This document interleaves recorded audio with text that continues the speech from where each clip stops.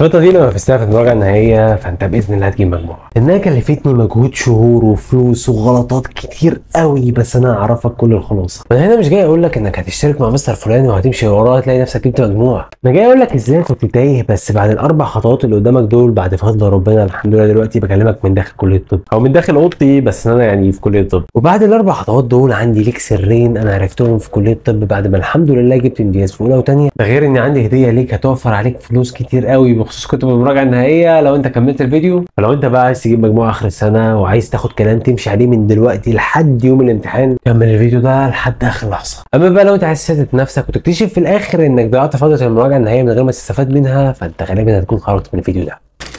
السلام عليكم ورحمه الله وبركاته عزيزي المذاكراوي، يا رب تكون بخير. معاك دكتور زياد. لو انت اول مره تشوفني في القناه هنا هدفها بكل بساطه ان هي تحولك ثالثه ثانوي من سنه صعبه ورخمه وبايخه لسنه تافهه وزي الفل. عشان ما تفوتش اي حاجه مهمه زي المعسكرات على سبيل المثال بعملها كل فتره، اتاكد انك تفعل زر الجرس. 3 سنين لما كنت في ثالثه ثانوي والحقيقه كان معظم المدرسين خلاص بقى خلصوا المناهج وكنا داخلين على فتره المراجعه النهائيه زي حياتك كده دلوقتي بالظبط. وطبعا بقى زي اي طالب في ثالثه ثانوي في الفتره دي بكون بقى غرقان ولايص في وسط التراكمات اللي عندي. لكن انت بقى ما تعرفوش عزيزي المذاكراوي هو ان انا كان ظروفي اصعب منك مرتين ثلاثه، او دفعتي كان ظروفها اصعب من دفعتك مرتين ثلاثه. تقول لي ليه يا عم زياد؟ اقول لك والله بكل بساطه، انت دلوقتي مخلص رمضان وخلاص العك بتاع رمضان اللي خلص ده انت بتصلحه في المراجعه النهائيه لان خلاص ده في شهر وده في شهر.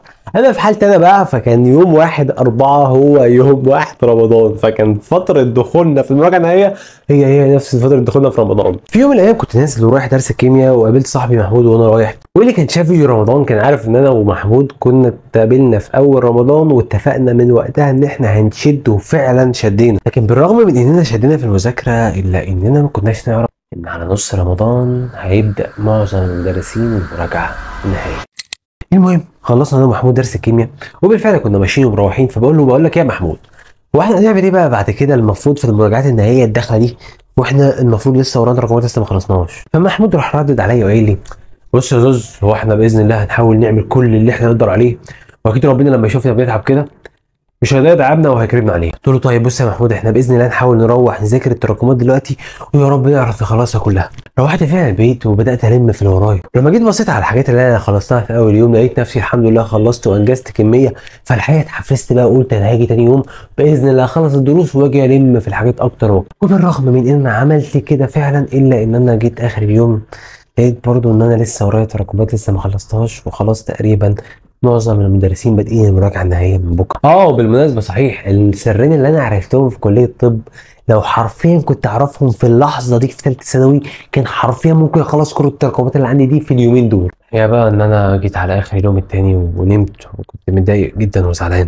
اني قاعد احاول محاولات كتيره ولكن للاسف برضه مش بوصل للحاجه اللي انا عايزها، خصوصا ان انا شايف الهدف قدامي شايفه وعارف ان انا باذن الله هوصل له واجيبه، بس حاسس ان في حاجات كتير بتمنعني. المهم بقى جيت بعد كده قابلت محمود تاني يوم في الدرس بقول له يا محمود اخبار الدنيا معاك ايه دلوقتي في اليومين اللي فاتوا دول ولميت في التراكمات؟ فراح قايل لي بص يا زوزو بصراحه انا خلصت حبه تراكمات حلوين اليومين اللي فاتوا دول، بس المشكله ان انا لسه ورايا تراكمات تانيه مش عارف هنعمل فيها ايه، والمفروض النهارده اول حصه في المراجعه النهائيه. في اللحظه دي انا ومحمود كنا فعلا عايزين نخلص كل حاجه من الحاجات اللي ورانا وكنا فعلا تعبنا جدا، لكن للاسف مش عارفين هنعملها ازاي. في اللحظه دي انا قلت يا رب يا رب اكيد حضرتك شايف تعبنا واكيد حضرتك عارف احنا تعبانين كده ازاي. وبالرغم من اني كنت واثق وعندي يقين رهيب في ربنا الا اني ما كنتش متخيل ان الاجابه هتيجي بالسرعه دي.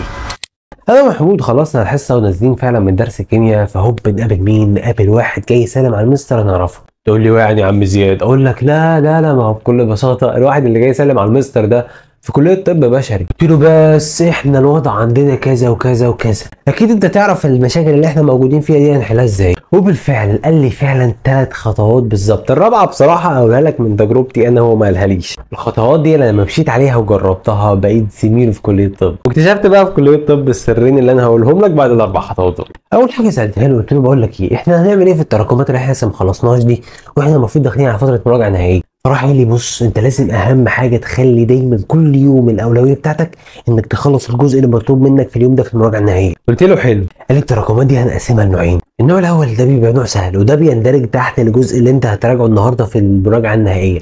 يعني مثلا انت متراكم عليك درسين في الفصل الاول في الفيزياء وانت المفروض تراجع النهارده الفصل الاول في الفيزياء فهتخلصهم من ضمن المراجعه النهائيه. بس التركه هنا هي انك المفروض بعد ما تخلص النهارده تراجع الحاجه دي تاني يوم لانك اول مره تشوفها. قلت له كلام سليم. اما النوع التاني بقى من التراكمات هو بيكون هتاخده مع التوازي. قلت له يعني ايه مع التوازي؟ قال لي ببساطه شديده انت مثلا يكون عندك في الفيزياء متاخر في اخر درسين في الحديث، بس انت المستر بادئ معاك مراجعه من الفصل الاول وانت مخلص الفصل الاول تمام، فانت بعد ما تخلص مراجعه الفصل الاول في اليوم عادي تبدا تاخد درس ولا درسين من التراكمات اللي عليك في الفصل الخامس او السادس او السابع او هكذا، هتلاقي كل التراكمات باذن الله خلصت معاك.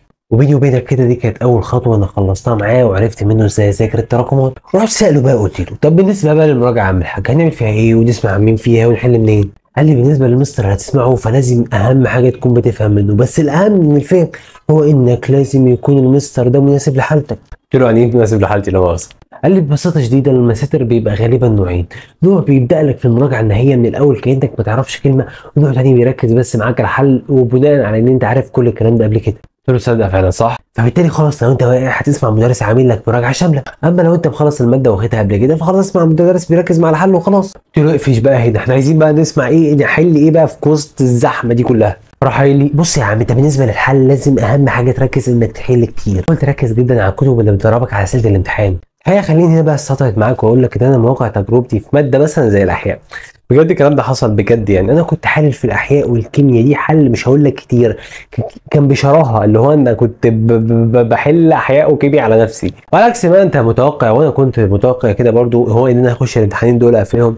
الحمد لله دخلت قفلت كيمياء، بس الفكره ده لما دخلت في الاحياء يعني عكيت 3 4 5 6 كده يعني بصراحه عكيت في الاحياء جامد، وكان سبحان الله اكتر امتحان ما فيهوش توفيق بالنسبه لي، بس الحمد لله يعني عدى وجبت مجموع برضو في الاخر.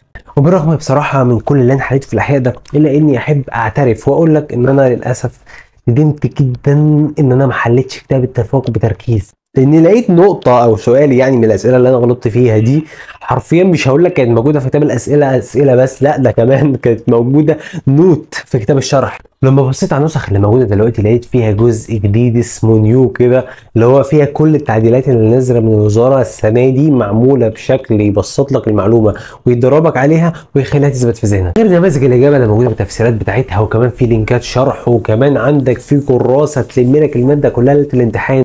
ولما لقيت مدرسين كتير من المدرسين المشاهير بينصحوا بالكتب بتاعتهم في المراجعه النهائيه، وهتلاقي الفيديوهات دي موجوده على قناه اليوتيوب، بما اني كنت مكانك يعني فقلت بقول لك ايه طب ما تيجي كده استغل وضعي وتاثيري اللي ربنا كرمني بيه دلوقتي واحاول اساعد الطلبه شويه في المصاريف. وتواصلت معاهم والحقيقه هم رحبوا جدا جدا بالفكره. ايه ده؟ لا ده بطنه دي مالناش دعوه بيها.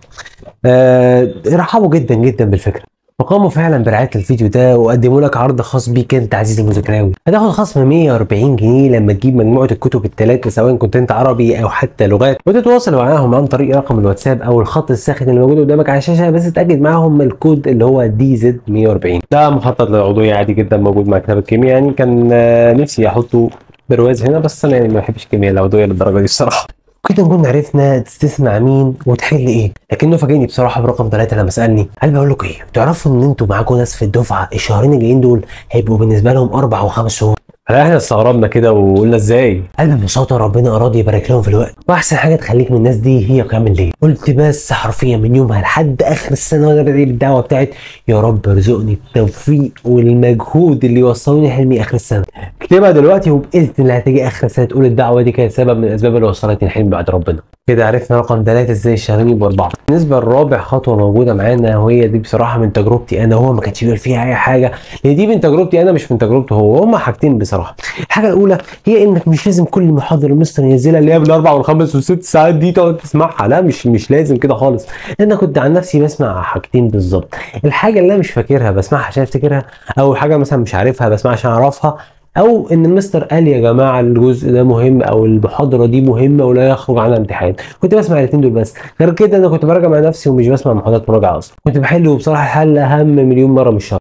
اما بقى تاني حاجه وفعلا اقسم بالله من اهم الحاجات اللي بيغفل عنها طلبه كتير، وهي انك لازم تحط لنفسك على اخر مش على اخر، على نص شهر 5 بالظبط يوم 15/5 من 15/5 لحد 30/5 تقعد تحل امتحانات شاول بس ما تذاكرش. لازم تخلص جزء المذاكره ده كله والحل على الفصول والابواب تخلصه لحد نص شهر 5، من نص شهر 5 لحد اخر شهر 5 انت بتحل شوامل بس. نكون عرفنا الحمد لله الخطه الاربع خطوات بتاعتنا، بس استنى رايح فين؟ ده لسه باقي السرين يا راجل اللي هينفعوك.